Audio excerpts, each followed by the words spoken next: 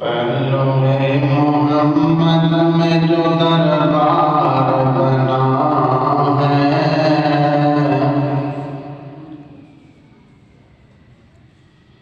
पहलुए मोहम्मद में जो दरबार बना है,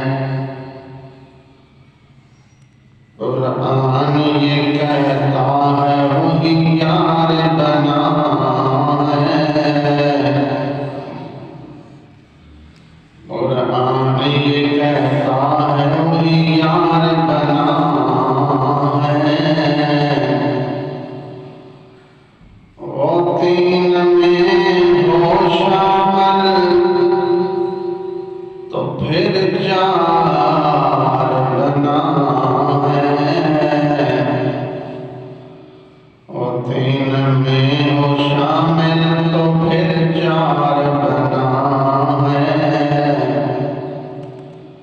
फिर बाद सरकार के सरदार बना है।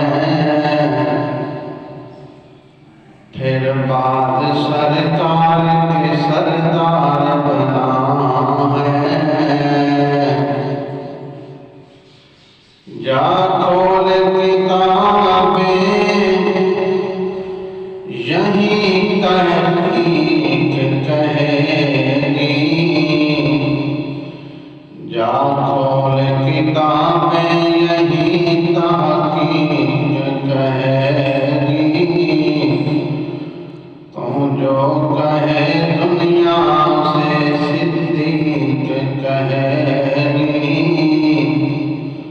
तू जो कहे दुनिया से सिद्दीक कहेगी। बन यार नबी दिया यारां दा,